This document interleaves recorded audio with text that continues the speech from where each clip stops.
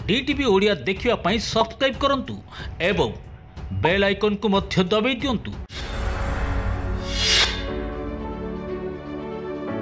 जय जगन्नाथ। मु ज्योतिर्विद डॉक्टर भवानी शंकर महापात्र आपण मानकु भाग्य दर्पण कार्यक्रम स्वागत जनाउछि।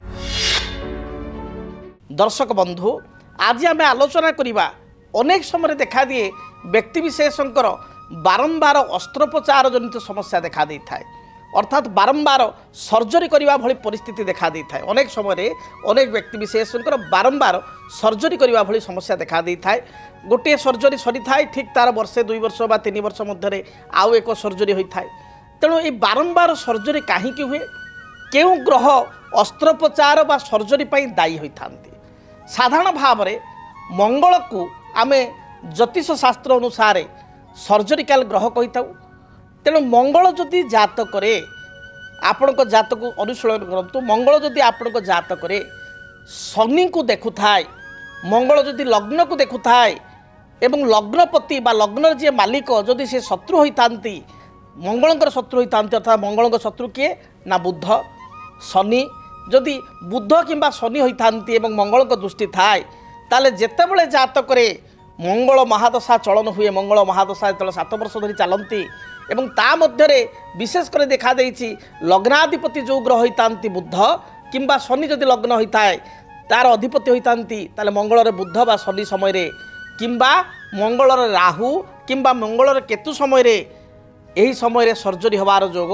यथेष्ट अधिक बढ़ी जाए बा आशंका बढ़ी जाए। से भली जातक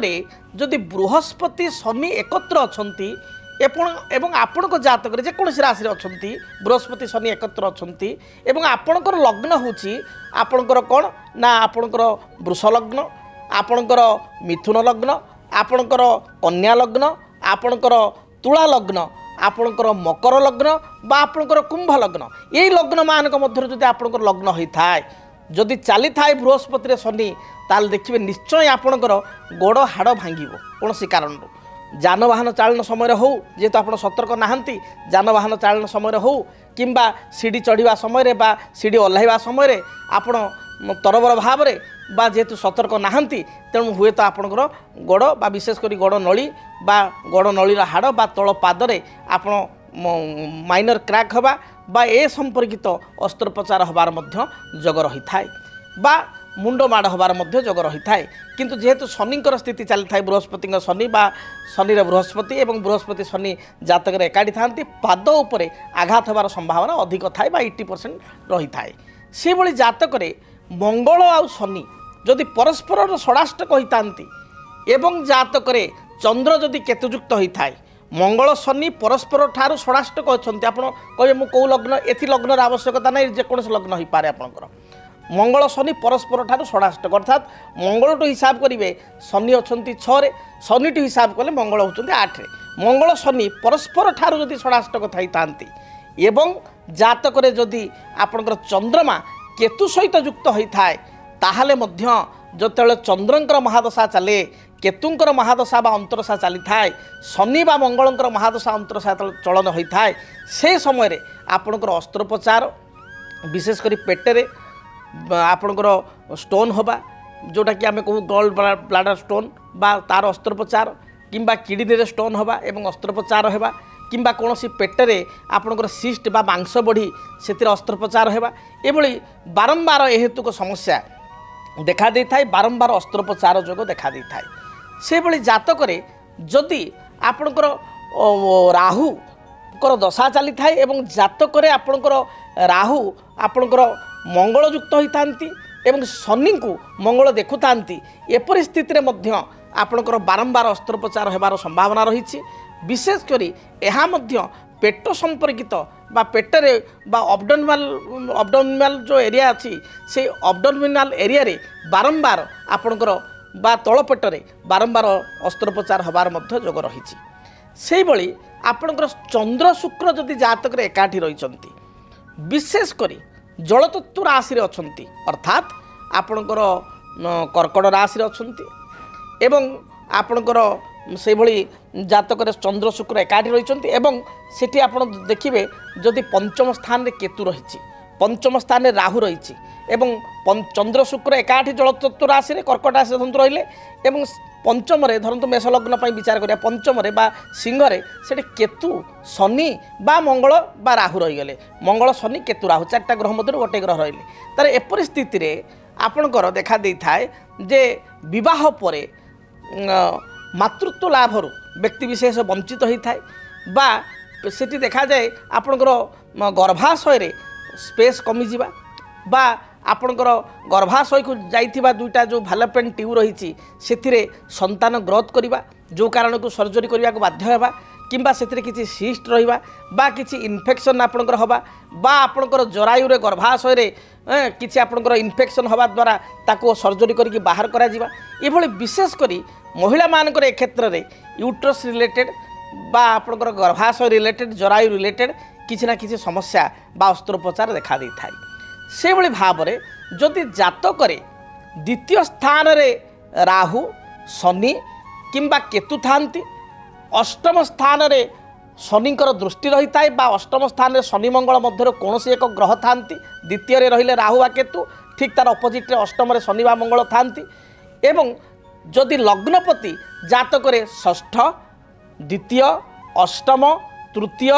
बा आपणकर कहवा रही थाए कौथि ना सप्तम रे थाए एपरि स्थिति मध्य आपणकर निशागत बारंबार निशाग्रस्त होगा द्वारा ये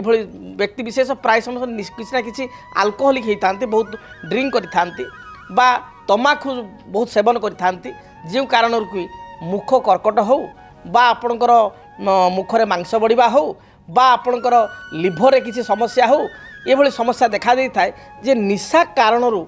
आपणकर किसी मांस बढ़िया बा कैंसर भली किसी समस्या सृष्टि होगा एवं सेथिपाई बारंबार अस्त्रोपचार बा ऑपरेशन हवा भली परिस्थिति मध्य देखा दे थाए ये क्षेत्र में मुखरे बा लिभर रे विशेषकर यकृत रे समस्या सृष्टि होता है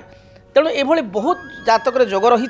जहाँकि सुंदर पुस्तक अच्छी ज्योतिष शास्त्र में रोग विचार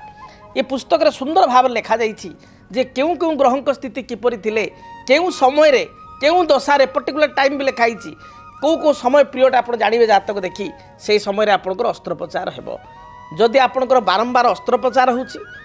एवं ए हेतु को समस्या को नहीं आप चिंतित अछंती ताहले आप ज्योतिर्विद सहित साक्षात करंतु जातक को अनुशीलन करंतु कौन पाई बारंबार मोर अस्त्रोपचार होछि बारंबार सर्जरी होछि बारंबार सर्जरी हवा यह भल नुह जातक नेगेटिव ग्रहंकर स्थिति बा दशा को संकेत करिथाय